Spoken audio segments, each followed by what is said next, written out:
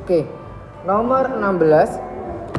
Pertahanan diri pada tumbuhan terhadap herbivora dapat berupa senyawa kimia yang disintesis di suatu area, tetapi disebarkan di area yang lain.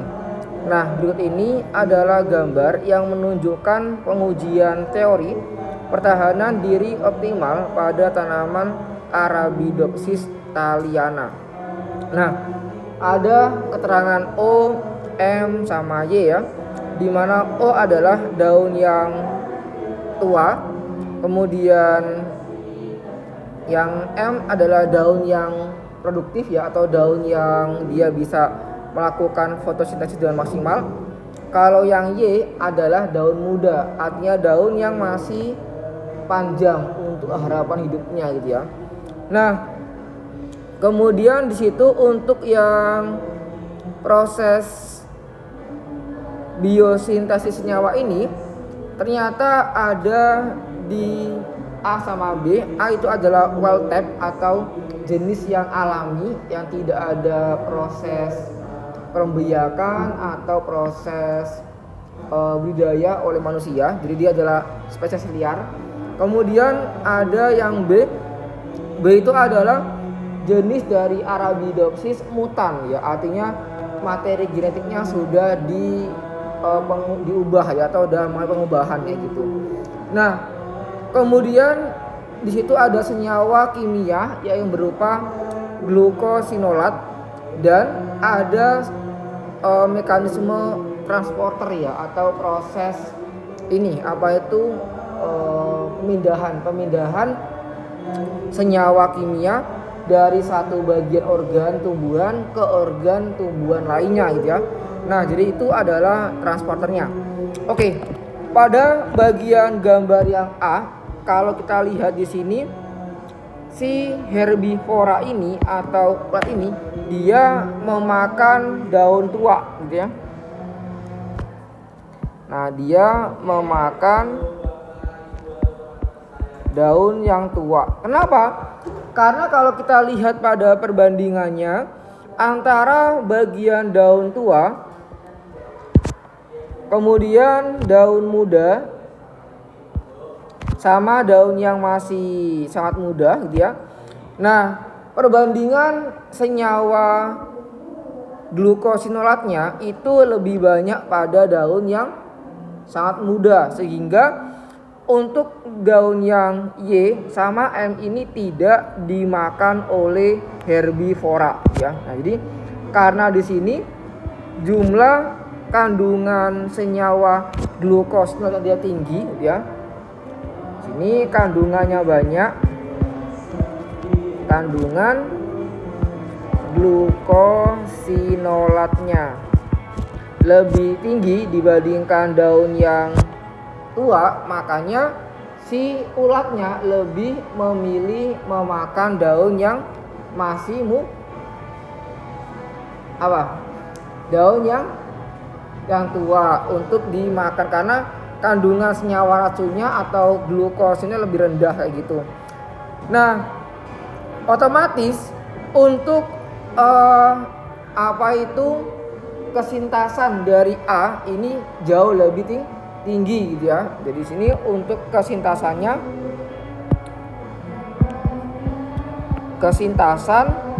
atau pertahanan hidupnya lebih baik gitu ya. Kenapa lebih baik? Karena yang dimakan cuma daun tua, bukan daun yang masih muda atau yang baru kuncup gitu ya. Sehingga ini akan memberikan peluang hidup yang lebih panjang bagi Arabidopsis jenis A yang ini ya. Nah, kemudian kita bandingkan dengan yang tanaman B. Kalau tanaman B ini yang dimakan siapa? Yang kuncup dan juga yang masih muda banget ya. Berarti ini yang kuncupnya yang dimakan. Nah, jadi di sini pada kasusnya herbivorinya memakan daun kuncup. Nah, kita tahu daun kuncup ini adalah daun yang nanti akan berkembang menjadi daun yang muda gitu ya. Nah, nanti ini akan berkembang menjadi daun muda atau daun matur. Daun muda yang matur atau yang produktif. Nah, ketika daun kuncupnya itu dimakan oleh ulat, apa yang terjadi? Yang terjadi adalah keberadaan daun maturnya akan hilang atau akan terancam. Nah, ketika daun matur ini dia terancam, maka tingkat kesintasan hidupnya akan rendah karena dia tidak bisa melakukan fotosintesis gitu ya. Nanti ini untuk tingkat kesintasan atau pertahanan hidupnya sangat rendah. Kenapa? Karena tumbuhan akan kehilangan fotosintesis gitu ya. Nah, daun akan kehilangan kemampuan fotosintesis.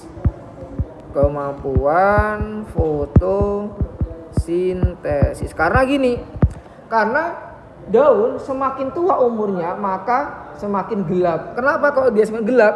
Karena ini menunjukkan klorofilnya sudah tidak lagi aktif dalam melakukan fotosintesis. Nah, jadi kenapa di sini daun tua itu dia lebih gelap dibandingkan daun yang matur maupun yang masih muda. Karena ketika dia lebih gelap, ini menunjukkan klorofilnya sudah mengalami penurunan aktivitas fotosintesis.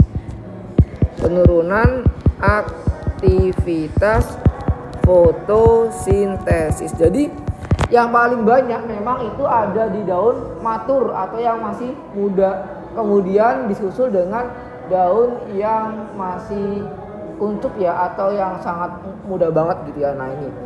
Nah, kemudian hal yang perlu kita lihat juga di sini ya, ternyata pada bagian gambar A di situ ada mekanisme transporter ya atau pemindahan senyawa glukosinolat dari daun tua ke daun yang sangat muda ya. Nah, ini ada proses transporter atau pemindahan.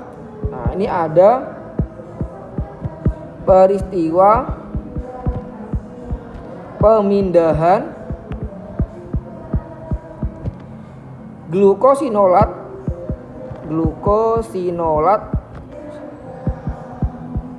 dari daun matur dan tua ke daun yang masih sangat muda, sehingga kadar atau kandungan glikosinolat pada daun yang masih muda pada tanaman wild type ini sangat tinggi. Otomatis ini akan sangat dijauhi oleh herbivora karena ini nanti beracun bagi si ulat tadi gitu ya. Nah, kalau yang ini dia kan ada proses blocking ya atau ada proses dicegah agar senyawa untuk yang glikosinolat dari daun yang tua dan yang matur tidak bisa berpindah ke daun yang masih muda, sehingga di sini kandungan senyawa glikosinolat yang sangat rendah, makanya dia sangat terancam oleh adanya herbivora. Ya, nah, oke. Itu untuk keterangan dari kedua gambar ini ya. Kemudian kita bahas yang pertama, pada tanaman wild type tidak terjadi serangan pada daun muda karena konsentrasi glukosinolatnya lebih tinggi daripada daun muda. Nah, ini adalah keterangan yang benar ya. Kenapa? Karena perhatikan, semakin banyak kandungan senyawa glikosinolat yang ada di bagian daun yang sangat muda itu akan dihindari oleh ulat dibandingkan dengan daun tua atau daun muda yang rendah kandungan glukosinolatnya. Jadi di sini benar ya. Nah, apa sih yang dimaksud dengan wild type itu? Jadi pada biologi nanti ketika ada wild type itu adalah tumbuhan atau hewan tipe liar ya, yang artinya tumbuhan atau hewan tersebut tidak dibudidayakan ya, atau tidak mengalami domestifikasi ya. Nah, ini tidak mengalami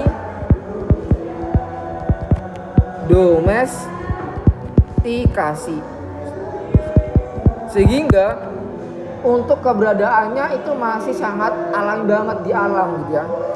Nah, kemudian secara bagian fenotipnya, kemudian genotipnya itu paling umum ditemukan pada populasi alam yang dia itu belum ada otak-atik ya, belum ada diubah secara genetiknya.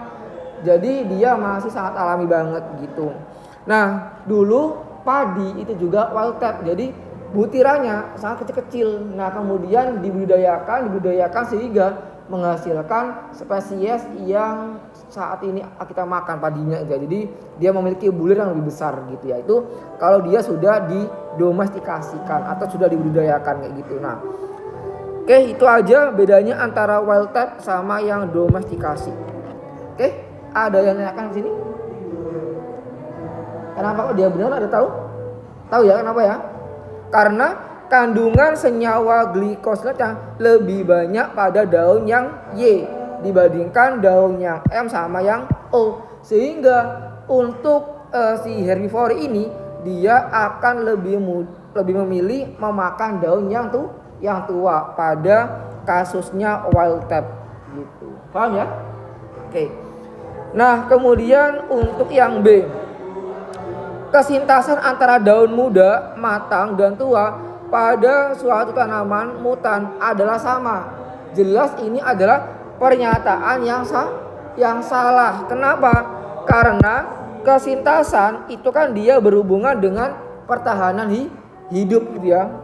Nah, ini berhubungan dengan pertahanan hidup. Nah, kalau kita lihat pada bagian tumbuhan yang mutan, kandungan glikosinolatnya lebih tinggi ada di mana? Pada mutan, kandungan glukosinolatnya itu lebih tinggi ada di daun yang pertama, ada di daun yang tua ya. Tua lebih banyak, tua sama dengan yang matur gitu ya. Kemudian lebih kecil dibandingkan dengan yang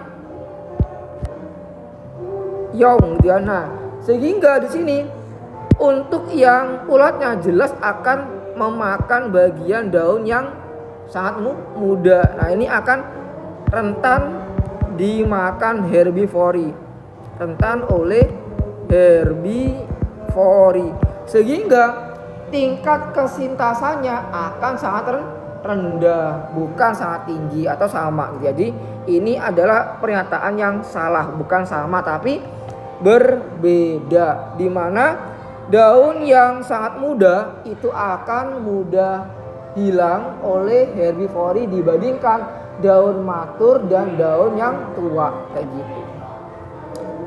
Paham ya ini ya? Ada tanya di sini? Gak ada. Oke. Kemudian yang C, transporter glukosinolat tidak memerlukan energi ketika mentransport substratnya. Nah, jadi transporter adalah protein khusus yang digunakan dalam transport zat ya. Ini merupakan protein transmembran yang akan digunakan dalam pemindahan atau transport zat. Untuk pemindahan atau transport zat. Nah, dalam transport zat itu terbagi menjadi dua. Ada transport aktif dan ada transport pasif. Jadi ada transport pasif dan juga ada transport aktif. Bedanya apa Kak? Kalau dia transport pasif tidak memerlukan energi atau ATP. Tidak memerlukan ATP atau energi. Dan umumnya perpindahannya melawan gradien konsentrasi. Perpindahan zatnya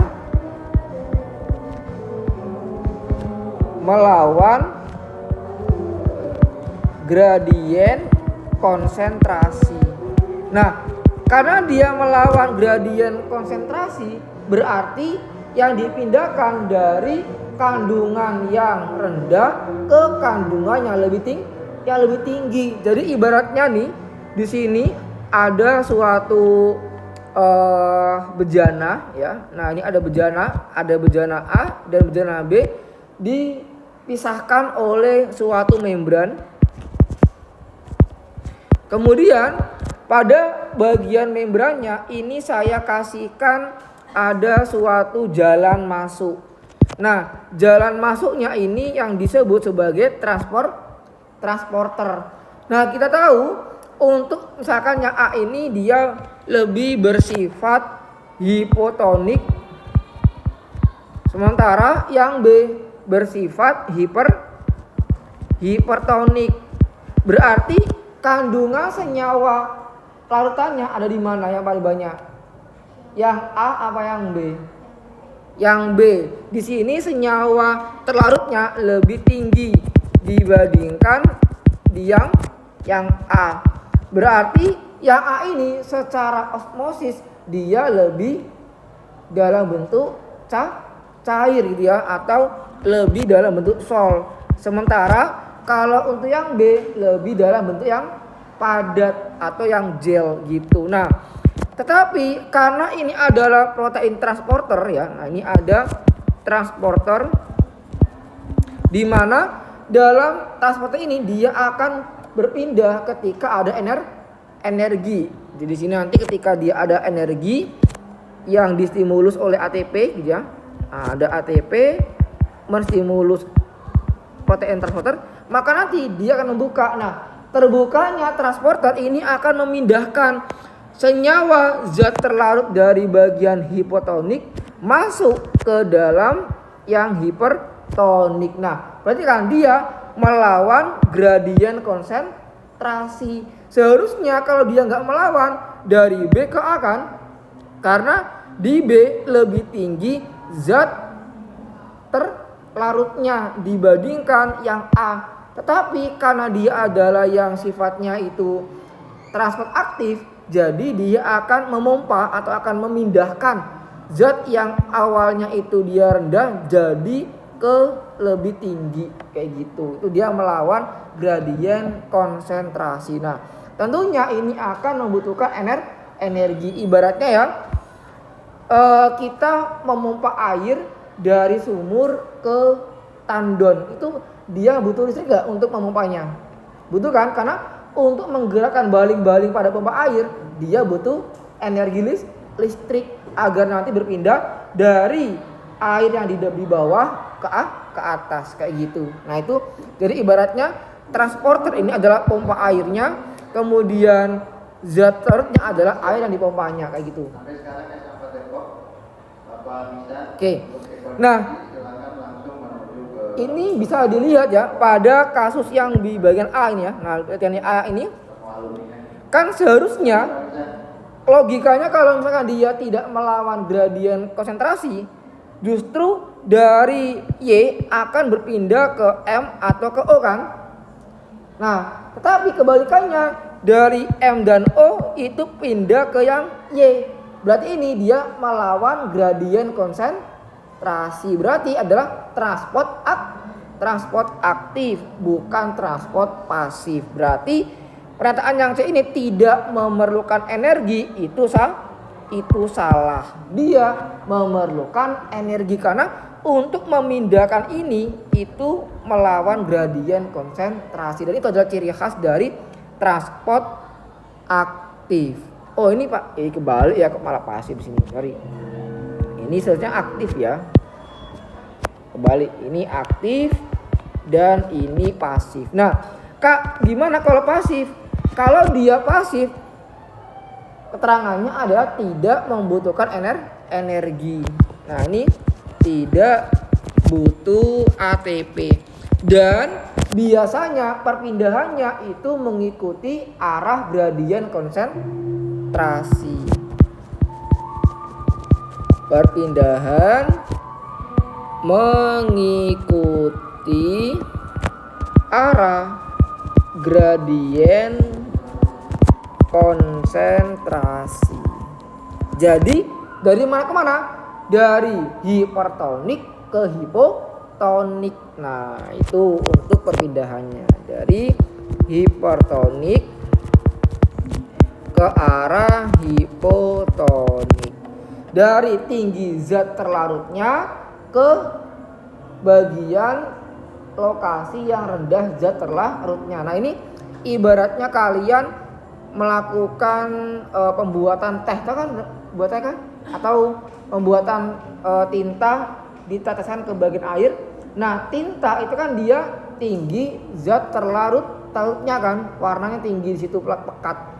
Nah, ketika kalian itu teteskan pada air, maka dia akan menyebar. Nah, itu adalah kasus transport pasif. Perpindahannya dari yang gel ke yang sol, artinya dari zat terlarut yang tinggi ke zat terlarut yang lebih rendah, kayak gitu.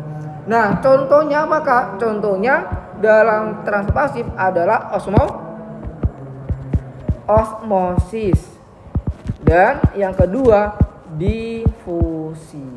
Nah, itu adalah transport pasif. Kalau kentut itu apa? Kentut itu transport aktif atau pasif? Atau kalian menyemprotkan pengharum ruangan, itu aktif atau pasif? Mekanisme kerjanya apa nih? Ada diam semua nih.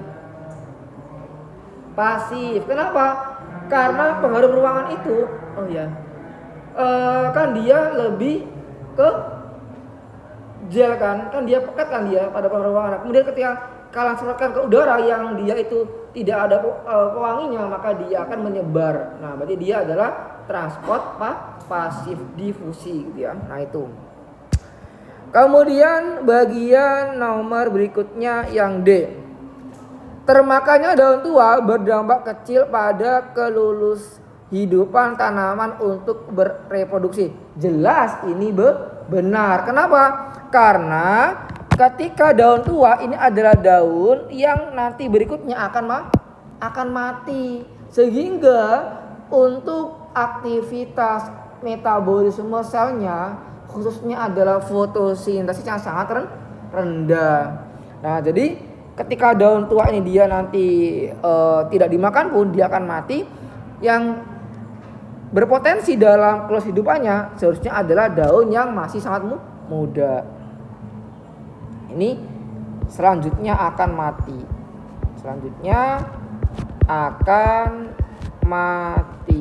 Dan tingkat laju fotosintesisnya rendah.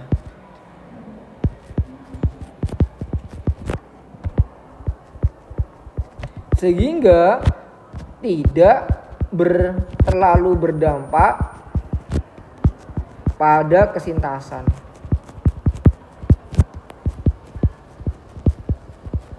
Nah, berbeda dengan yang daun yang masih sangat muda, bahaya. Kalau daun yang masih sangat muda ini dimakan, yang nantinya itu akan berkembang menjadi daun matur.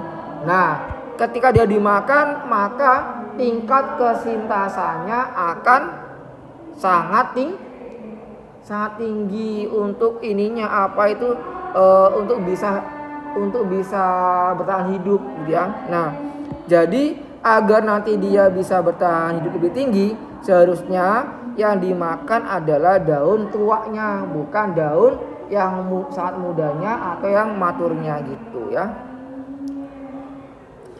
Oke, sekarang kita akan bahas di soal yang berikutnya. Nomor 17. Nah, sebelum kita